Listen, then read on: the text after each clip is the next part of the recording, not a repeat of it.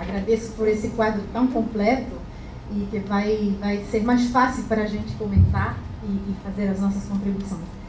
Eu queria expandir 2 pontos da sua apresentação e por que realmente a produção de gás em terra é importante no Brasil e nos outros países, mas no Brasil em particular, porque não temos muita. E a importância, o segundo ponto vai ser sobre a importância do segmento de transporte, então, com o problema, ou as oportunidades do PMAD. Mas, primeiramente, eu gostaria de fazer uma observação geral. E que o setor de gás tradicionalmente, não somente no Brasil, mas em muitos outros países, é o patinho feio. É o primo pobre do setor de petróleo e é o primo pobre também do setor de energia elétrica. Então, mesmo que a gente considere que falta uma agenda de política energética no Brasil, falta ainda mais uma agenda de política para o gás natural.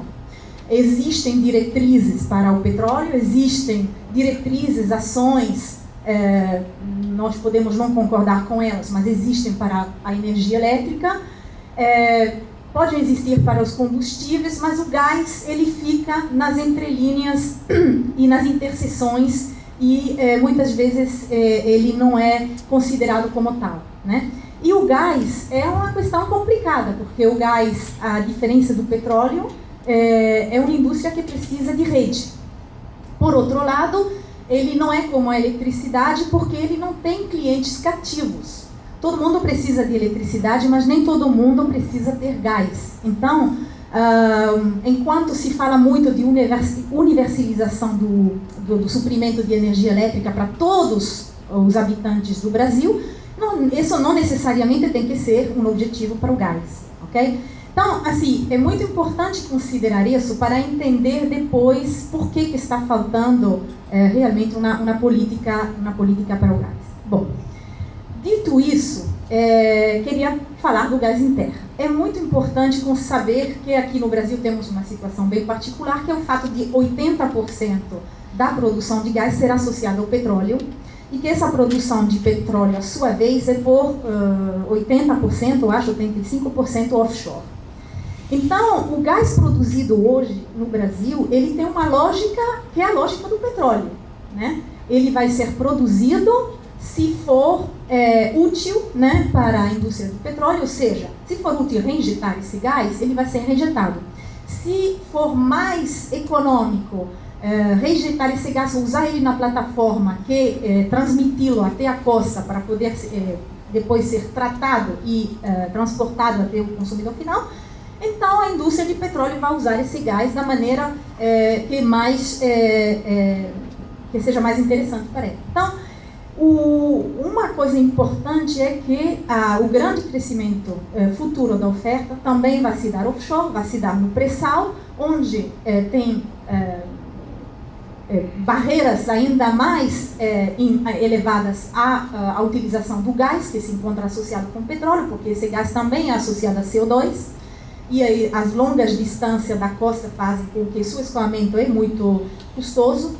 Então, esse gás, e eu acho que Marcelo mostrou que tem muitas incertezas, que esse gás, quando, como, em qual quantidade, etc., vai chegar à costa, eu acho que já foi interiorizado, por um lado, pelos decisores políticos, por outro lado, talvez está começando a ser entendido pelos consumidores, que esse gás não é uma fonte segura para o futuro próximo, né, de expansão do mercado de gás no Brasil. Temos que olhar ao mercado em terra, que é onde tradicionalmente é produzido o gás em outros países. Em terra, porque, na verdade, o escoamento a própria exploração, produção e o escoamento geralmente é mais barata que em offshore, e especialmente como no Brasil, em offshore a elevada profundidade. Então, e aí,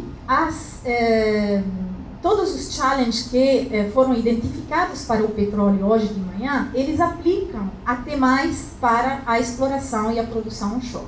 Quando se fala de conteúdo local e se evidencia que é complicado para as empresas que estão explorando o petróleo offshore achar efetivamente suprimentos de bens e serviços nacionais para poder chegar no nível de conteúdo local que elas tiveram que aceitar nos leilões, isso é ainda mais problemático no onshore, porque como a indústria do onshore ela foi realmente deixada de lado com o grande crescimento da produção offshore, hoje não existe mais, não existem sondas terrestres que têm uns 30, 40 anos, que são velhas, que são praticamente enferrujadas, né, que não são mais atualizadas. Então, toda nova sonda vai ter que ser importada ou construída de novo, né?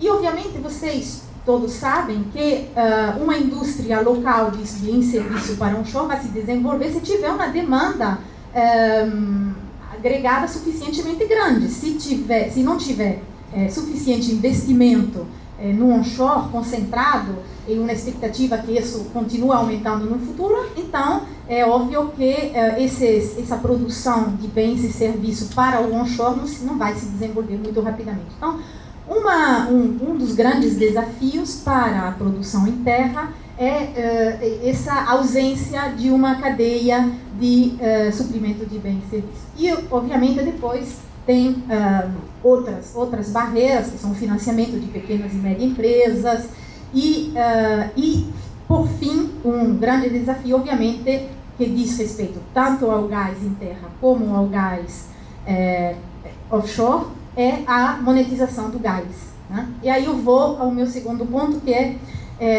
que você bem colocou, que é a falta de uma malha de gasoduto, né?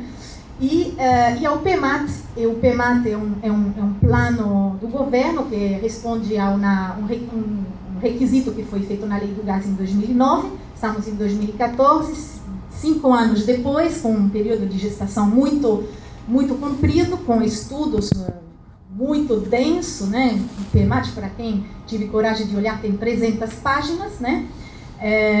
O PEMAT, então, com esse tempo de gestação, esse número de páginas, etc., vem com a proposta de um gasoduto de 11 quilômetros, um gasoduto que transporta 17 milhões de metros cúbicos por dia, né? Mas tudo bem, e é um gasoduto que foi proposto por quem? Pelo maior agente, hoje, o agente que produz e consome quase todo o gás no país. Então, obviamente, teve uma grande decepção ao receber a indústria, né, o público em geral ficou decepcionado, e é necessário, a nosso ver, repensar no papel do PEMAT.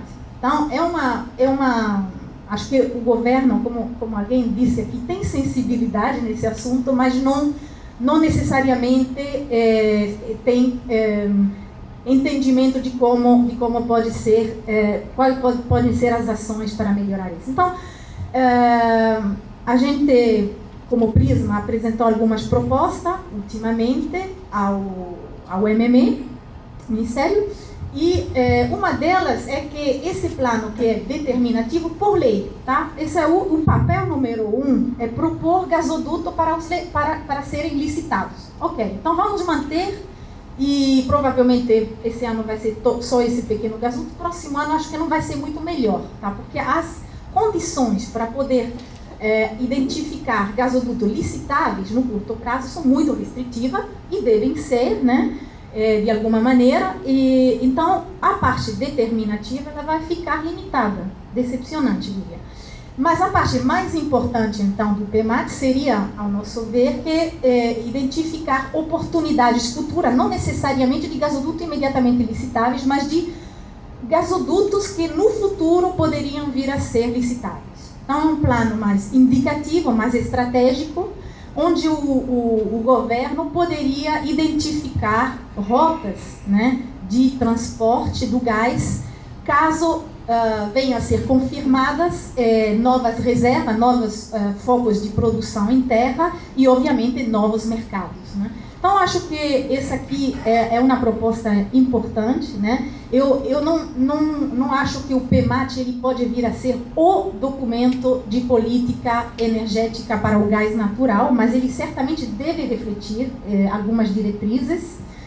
E o segmento de transporte é muito importante para poder monetizar o gás dos produtores, por um lado, e dar uma certa indicação aos consumidores que sejam térmica, a gás, ou grandes complexos industriais, né? Eu gostaria de ressaltar que o resultado do leilão agora de energia nova foram muito importantes para o gás, porque pelo menos teve. Eu estava duvidando que tivesse alguma térmica a gás, e tiveram 3. Só que olhem só que tipo de térmicas nós tivemos no leilão. São 2 térmicas que vão ser na costa e vão ser supridas de GNL importado, e uma que é na boca de poço, lá na Amazônia. Então, o que realmente a gente quer para o gás natural? Que ele seja todo consumido em térmicas em boca de poço, ou queremos que as térmicas sejam eventualmente abastecidas? Eu acredito que o sistema elétrico brasileiro precisa de térmica, e o gás é certamente uma energia mais limpa que o carvão. Então, mas podemos tomar esse consumo para ser uma oportunidade e ser uma âncora para poder também abastecer outros segmentos de demanda, né? Então, tipicamente em outros países, as térmicas são âncoras para desenvolver rapidamente uma demanda em um certo ponto, mas depois, com a expansão da rede de distribuição em particular, chega esse gás a ser utilizado em outro segmento que tem um crescimento mais gradual. Era isso que eu queria. Obrigado, Silvia.